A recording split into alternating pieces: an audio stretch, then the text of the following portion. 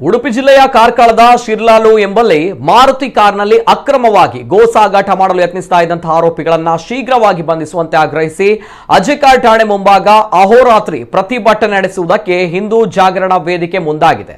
ಇನ್ನು ಠಾಣೆ ಮುಂದೆ ಸತ್ಯಾಗ್ರಹಕ್ಕೆ ಕುಳಿತ 200ಕ್ಕೂ ಅಧಿಕ ಕಾರ್ಯಕರ್ತರು ಘಟನೆ ನಡೆದು 2 ದಿನ ಕಳೆದರೂ ಕೂಡ ದನಗಳ್ಳರನ್ನ ಬಂಧಿಸದೆ ನಿರ್ಲಕ್ಷ್ಯ ಧೋರಣೆ ತೋರ್ತಾ ಇರುವಂತಹ ಪೊಲೀಸರ ವಿರುದ್ಧ ಆಕ್ರೋಶ ವ್ಯಕ್ತಪಡಿಸಿದ್ದಾರೆ.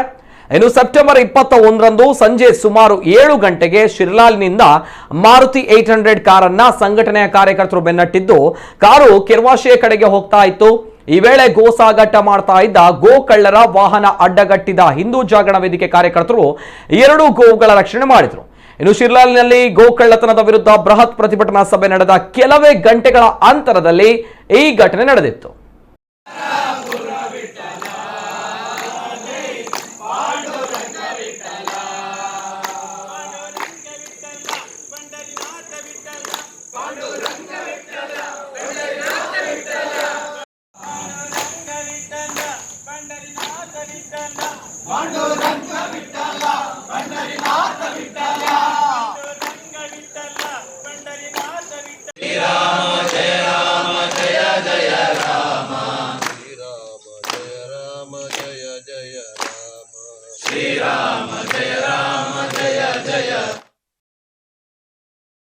ಇದು ಸದ್ಯ ಕರಾವಳಿ ಭಾಗದ ಉಡುಪಿ ಜಿಲ್ಲೆ ಅಕ್ರಮ ಗೋ ಸಾಗಾಟದಲ್ಲಿ ಸದ್ದು ಮಾಡ್ತಾ ಇದೆ. ವಿವಾದದ ಸ್ಥಳವೂ ಕೂಡ ಆಗಿದೆ ಅಂತ ಹೇಳಿದ್ರು ಕೂಡ ತಪ್ಪಾಗ್ಲಿಕ್ಕಿಲ್ಲ. ಕಾರಣ ಉಡುಪಿಯ ಕಾರ್ಕಳದ ಶಿರ್ಲಾಲು, ಅಂಡಾರು ಇನ್ನಿತರ ಭಾಗಗಳಲ್ಲಿ ವ್ಯಾಪಕವಾಗಿ ಅಕ್ರಮವಾಗಿರುವಂತಹ ಗೋ ಸಾಗಾಟ ಆಗ್ತಾ ಇದೆ ಅನ್ನುವಂಥದ್ದು ಮೊನ್ನೆ ತಾನೇ ನಾವುಗಳು ಈ ಬಗ್ಗೆ ಚರ್ಚೆಯನ್ನ ಕೂಡ ಮಾಡಿದ್ವಿ.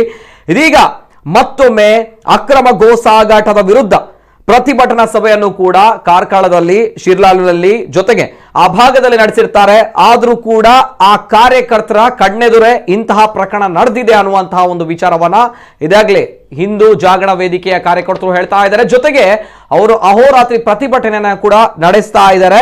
ಅಕ್ರಮ ಗೋ ಸಾಗಾಟಕ್ಕೆ ಕಡಿವಾಣವನ್ನ ಹಾಕಬೇಕು, ಜೊತೆಗೆ ಈ ಅಕ್ರಮ ಗೋ ಸಾಗಾಟದ ಕಳ್ಳರೇನಿದ್ದಾರೆ ಇವರನ್ನ ಬಂಧನ ಮಾಡಬೇಕು ಅನ್ನುವಂತಹ ದೃಷ್ಟಿಯಲ್ಲಿ.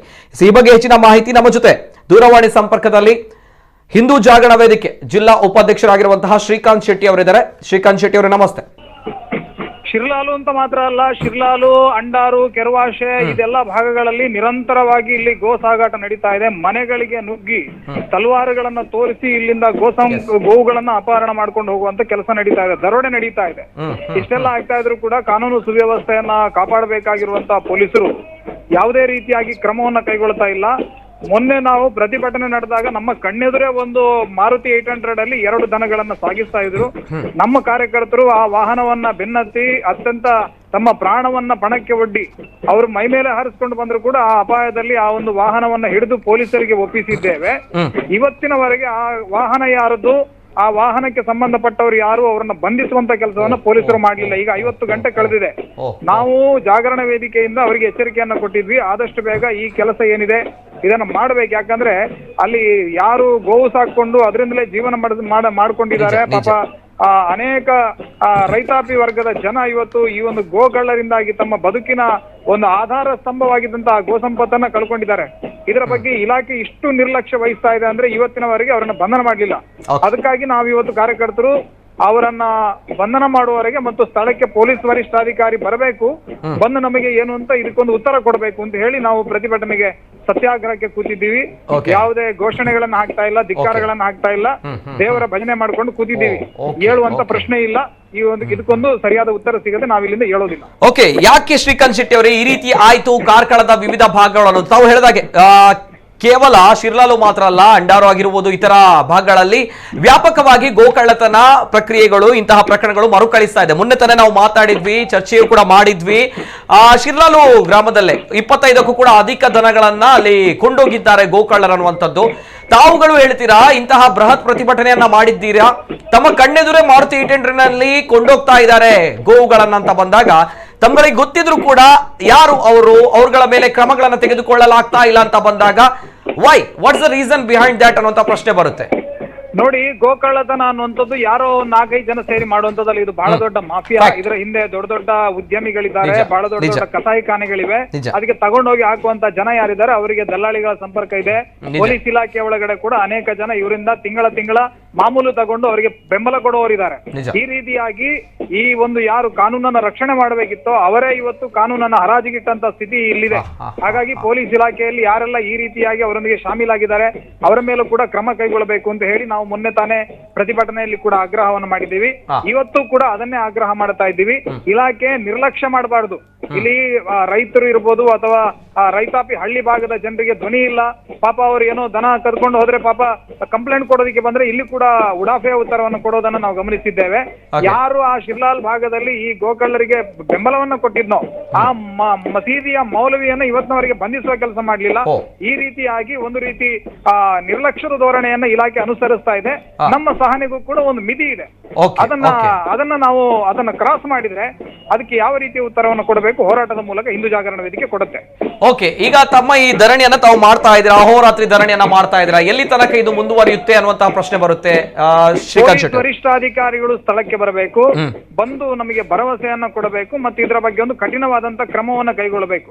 ಯಾರು ಈ ರೀತಿ ಮನೆಗಳಿಗೆ ನುಗ್ಗಿ ಮಾರಕಾಯುಧಗಳನ್ನ ಜಳಪಿಸಿ ನಮ್ಮ ಸಮಾಜವನ್ನ ಭಯಭೀತಗೊಳಿಸ್ತಾ ಇದ್ದಾರೆ ಅಂತ ಸಮಾಜ ಘಾತುಕ ಶಕ್ತಿಗಳೇನಿದೆ ಆ ಆಂಟಿ ಸೋಷಿಯಲ್ ಎಲಿಮೆಂಟ್ಸ್ ಗಳು ಅವರನ್ನ ಮಟ್ಟ ಹಾಕುವಂತ ಕೆಲಸವನ್ನ ಇಲಾಖೆ ಮಾಡಬೇಕು.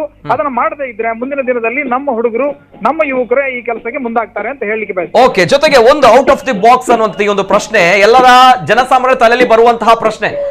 ಕರಾವಳಿ ಭಾಗ, ಅದರಲ್ಲೂ ಕಾರ್ಕಳ ಅಂತ ಬಂದಾಗ ಹಿಂದುತ್ವದ ಭದ್ರಕೋಟೆ, ಅಲ್ಲಿ ಹಿಂದುತ್ವದ ಪ್ರಬಲ ಶಕ್ತಿಗಳು ಇದ್ದಾರೆ, ಮುಖಂಡರಿದ್ದಾರೆ.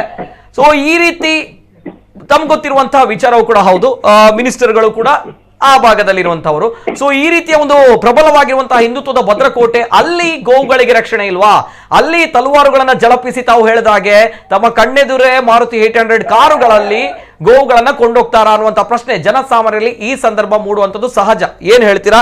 ಯಾರ ಲೋಪ, ಯಾರ ದೌರ್ಬಲ್ಯತೆ?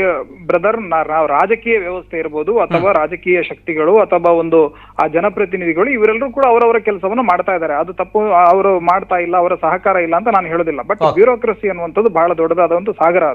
ಅದನ್ನ ಬದಲಾಯಿಸೋದಕ್ಕೆ ಯಾವ ಜನಪ್ರತಿನಿಧಿಗಳು ಸಾಧ್ಯ ಇಲ್ಲ. ಅವರ ಎಲ್ಲಾ ಮಾತುಗಳು ಕೂಡ ಇಲಾಖೆ ಒಳಗಡೆ ನಡೆಯುತ್ತೆ ಅಂತ ನಮಗನಿಸ್ತಾ ಇಲ್ಲ. ಹಾಗಾಗಿ ಒಂದು ರೀತಿಯಲ್ಲಿ ಅವರ ವೈಫಲ್ಯ ಅಂತ ಹೇಳೋದಕ್ಕೆ ಬರೋದಿಲ್ಲ. ಆದ್ರೆ ನಾವು ಅವರಿಂದ ಯಾವುದೇ ನಿರೀಕ್ಷೆಯನ್ನು ಇಟ್ಕೊಳ್ಳಿದ್ರೆ ನಾವು ನಿರೀಕ್ಷೆ ಇಟ್ಟಿರುವಂತದ್ದು ಸಮಾಜದ ಮೇಲೆ. ಹಿಂದೂ ಸಮಾಜ ಇದರ ಬಗ್ಗೆ ಗಟ್ಟಿ ಧ್ವನಿಯನ್ನು ಎತ್ತಬೇಕು ಮತ್ತು ರಾಜಕೀಯ ವ್ಯವಸ್ಥೆಯ ಪ್ರತಿ ಪಕ್ಷಗಳು ಕೂಡ ಯಾವುದೋ ಒಂದು ಪಕ್ಷಕ್ಕೆ ಗುತ್ತಿಗೆಯನ್ನ ಕೊಟ್ಟಿಲ್ಲ ಗೋಗಳ ರಕ್ಷಣೆ. ಎಲ್ಲಾ ಪಕ್ಷದವರು ಕೂಡ ಇದರ ಬಗ್ಗೆ ಮಾತನಾಡಬೇಕು. ಯಾಕಂದ್ರೆ ಇಲ್ಲಿ ಅನ್ಯಾಯಕ್ಕೊಳಗಾಗಿರುವಂತಹ ರೈತರು ಅವ್ರು ಯಾವ್ದೋ ಪಕ್ಷ ನೋಡ್ಕೊಂಡು ಬದುಕಿರೋರಲ್ಲ. ಹಾಗಾಗಿ ಎಲ್ಲಾ ಆ ಮತದಾರರು ಯಾರಿದ್ದಾರೆ ಅವರೆಲ್ಲರೂ ಕೂಡ ಇವತ್ತು ಬದುಕಿಗೆ ಬೇಕಾಗಿ ಗೋವುಗಳನ್ನ ಸಾಕಿಕೊಂಡು ಅದರಿಂದಲೇ ಜೀವನ ಮಾಡ್ತಾ ಇರೋರು. ಹಾಗಾಗಿ ಎಲ್ಲಾ ರಾಜಕೀಯ ಪಕ್ಷಗಳು ಕೂಡ ಇದರ ಬಗ್ಗೆ ಮಾತನಾಡಬೇಕು. ಸಮಾಜದಲ್ಲಿ ಒಂದು ದೊಡ್ಡ ಬದಲಾವಣೆ ಆಗಬೇಕು. ಗೋಹತ್ಯೆ ನಿಷೇಧ ಕಾನೂನನ್ನ ತಂದಿದ್ದಾರೆ. ಆ ಗೋಹತ್ಯೆ ನಿಷೇಧ ಕಾನೂನು ಬಂದ ನಂತರ ಕೂಡ ಈ ರೀತಿಯಾಗಿ ವಿಪರೀತ ಅದನ್ನು ಹೇಳಿ ಪ್ರಯೋಜನ ಇಲ್ಲ. ಒಂದು ವಾರದಲ್ಲಿ 3 ಪ್ರಕರಣಗಳಾಗಿವೆ. ಒಬ್ರು ಪಾಪ ಹಾರ್ಟ್ ಆಪರೇಷನ್ ಆಗಿ ಪಾಪ ಗೋವಿನ ಮೂಲಕವೇ ಜೀವನ ಸಾಗಿಸ್ತಾ ಇದ್ದಂತ ವ್ಯಕ್ತಿ ಪಾಪ ಅವರು ಇವತ್ತು ಆ ಗೋವುಗಳನ್ನ ಕಳ್ಕೊಂಡಿದ್ದಾರೆ. ಸಾವಿರಾರು ರೂಪಾಯಿ ಸಾಲ ಇದೆ, ಅದನ್ನ ಕಟ್ಟೋರು ಯಾರು? ಈ ರೀತಿಯಾಗಿ ಉಂಡಾಡಿ ಗುಂಡಗಳು ರಾತ್ರಿ ಹೊತ್ತು ಮನೆಗೆ ನುಗ್ಗಿ ತಲವಾರುಗಳನ್ನ ಜಳಪಿಸಿ ನಮ್ಮನ್ನ ಭಯಭೀತಗೊಳಿಸ್ತಾ ಇದ್ದಾರೆ. ನಮ್ಮ ಹಳ್ಳಿಗಳೇ ಸುರಕ್ಷಿತ ಅಲ್ಲ ಅನ್ನುವಂತ ಸ್ಥಿತಿ ಇದ್ರೆ ಮುಂದಿನ ದಿನದಲ್ಲಿ ಸರಿ. ಈಗ ಶ್ರೀಕಾಂತ್ ಶೆಟ್ಟಿ ಅವರೇ, ಒಂದು ಪ್ರಶ್ನೆ ಜನಸಾಮಾನ್ಯರಿಗೆ ಸಹಜವಾಗಿ ಬರುವಂತದ್ದು ಈ ಸಂದರ್ಭ. ಆ ಕಾರ್ ಇದೆ, ನಂಬರ್ ಕಾಣ್ತಾ ಇದೆ, ಜೊತೆಗೆ ಆ ಕಾರ್ ಯಾವುದು ಗೊತ್ತಿದೆ, ಆ ಕಾರಿನಲ್ಲಿ ಗೋವುಗಳನ್ನು ಕೊಂಡೋಗಿದ್ದಾರೆ ಅಂತ ತಾವುಗಳು ಆರೋಪ ಮಾಡ್ತಾ ಇದ್ದೀರಾ. ಆದ್ರೂ ಕೂಡ ಅವರನ್ನ ಬಂಧನ ಯಾಕೆ ಇನ್ನೂ ಕೂಡ ಆಗಿಲ್ಲ ಅನ್ನುವಂತ ಪ್ರಶ್ನೆ ಒಂದ್ ಕಡೆ ಆದ್ರೆ, ಪೊಲೀಸ್ನವರು ಅಧಿಕಾರಿಗಳು ಸಂಬಂಧಪಟ್ಟವರು ಏನ್ ಹೇಳ್ತಾರೆ, ತಮ್ಮ ಒಂದು ವಿಚಾರಕ್ಕೆ ಏನು ಕಾರಣಗಳನ್ನ ಕೊಡ್ತಾರೆ? ಇದು ಜನರಿಗೆ ಬರುವಂತ ಸಾಮಾನ್ಯ ಪ್ರಶ್ನೆ. ಆ ಕಾರ್ನಲ್ಲಿ ಗೋವುಗಳನ್ನ ತಗೊಂಡು ಹೋಗಿದ್ದಾರೆ ಅನ್ನೋದು ಆರೋಪ ಅಲ್ಲ, ಅದು ವಾಸ್ತವಾಂಶ. ಪೊಲೀಸರು ಕೂಡ ಅದನ್ನ ವಶಪಡಿಸಿಕೊಂಡಿದ್ದಾರೆ ಮತ್ತು ಆ ಕಾರಿನ ನಂಬರ್ ಗಳನ್ನ ಪರಿಶೀಲನೆ ಮಾಡಿದಾಗ ಜುಬೇರ್ ಅನ್ನುವಂತ ವ್ಯಕ್ತಿಗೆ ಸೇರಿದಂತಹ ಕಾರು. ಅದಕ್ಕೆ ಸಂಬಂಧಪಟ್ಟ ಹಾಗೆ ಮುಡುಬಿದ್ರೆ ಗಂಟಾಲ್ಕಟ್ಟೆಯಲ್ಲಿ ಕೆಲವು ಸಂಶಯಿತ ವ್ಯಕ್ತಿಗಳನ್ನ ವಶಕ್ಕೆ ಪಡೆದು ವಿಚಾರಣೆಯನ್ನ ಕೂಡ ನಡೆಸಿದ್ದಾರೆ. ಆದ್ರೆ ಯಾರು ಅದರ ಮುಖ್ಯ ಆರೋಪಿಗಳಿದ್ದಾರೆ ಅವರು ಇಷ್ಟವರೆಗೆ ಪೊಲೀಸರ ಕೈಗೆ ಸಿಗ್ತಾ ಇಲ್ಲ, ಅವರು ಪರಾರಿಯಾಗಿದ್ದಾರೆ. ಅವರನ್ನ ಹುಡುಕುವಂತ ಕೆಲಸವನ್ನ ಪೊಲೀಸರು ಇನ್ನಷ್ಟು ಏನ್ ಹೇಳ್ತಾರಲ್ಲ, ಇನ್ನಷ್ಟು ಅವರ ಎಲ್ಲಾ ಶಕ್ತಿಯನ್ನ ಬಳಸಿ, ಅವರ ಎಲ್ಲಾ ನೆಟ್ವರ್ಕ್ ಅನ್ನ ಬಳಸಿ ಅದನ್ನ ಮಾಡಬೇಕು. ಮತ್ತು ಒಂದು ಈ ರೀತಿಯ ಕೃತ್ಯಗಳು ಮತ್ತೆ ಮರುಕಳಿಸಬಾರದು. ಇದು ಕಟ್ಟ ಕಡೆಯ ಪ್ರಕರಣ ಆಗಬೇಕು. ಇನ್ನು ಮುಂದೆ ಈ ರೀತಿಯ ಪ್ರಕರಣಗಳು ಈ ಹಳ್ಳಿ ಭಾಗದಲ್ಲಿ ನಡಿಬಾರದು ಅನ್ನೋದು ನಮ್ಮ ಹೋರಾಟ. ಓಕೆ, ಸದ್ಯ ಪೊಲೀಸರು ಹೇಳ್ತಾ ಇದ್ದಾರೆ ನಾವು ಹುಡುಕ್ತಾ ಇದ್ದೀವಿ ಅನ್ನುವಂತಹ ವಿಚಾರವನ್ನ ಅಲ್ವಾ? ಕೆಲವೊಂದಿಷ್ಟು ಊರಿನ ಒಳಗಡೆ ಅವರಿಗೆ ಇನ್ಫಾರ್ಮೇಶನ್ ಕೊಡುವಂತ ಒಂದಿಬ್ರು ಸರಿ, ದಲ್ಲಾಳಿಗಳನ್ನ ಸರಿ. ವಶಕ್ಕೆ ಪಡೆದಿದ್ದಾರೆ. ಹಾ. ಅವರನ್ನ ತನಿಖೆ ಮಾಡ್ತಾ ಇದ್ದಾರೆ. Okay, thank you Srikanth Shetty ಅವರೇ. Yes, thank you. ಇದು ಹಿಂದೂ ಜಾಗರಣ ವೇದಿಕೆ ಉಪಾಧ್ಯಕ್ಷರು ಶ್ರೀಕಾಂತ್ ಶೆಟ್ಟಿ ಅವರ ಮಾತುಗಳು. ಸದ್ಯ ಆ ಭಾಗದಲ್ಲಿ ತುಂಬಾ ದೊಡ್ಡ ಮಟ್ಟದಲ್ಲಿ ಕಾರ್ಕಳದ ವಿವಿಧ ಭಾಗಗಳಲ್ಲಿ ಅಕ್ರಮ ಗೋಸಾಗಾಟ ನಡೀತಾ ಇದೆ. ಈ ಹಿನ್ನೆಲೆ ಹಿಂದೂ ಜಾಗರಣ ವೇದಿಕೆ ಕಾರ್ಯಕರ್ತರು ಅಹೋರಾತ್ರಿ ಧರಣಿಯನ್ನು ನಡೆಸ್ತಾ ಇದ್ದಾರೆ.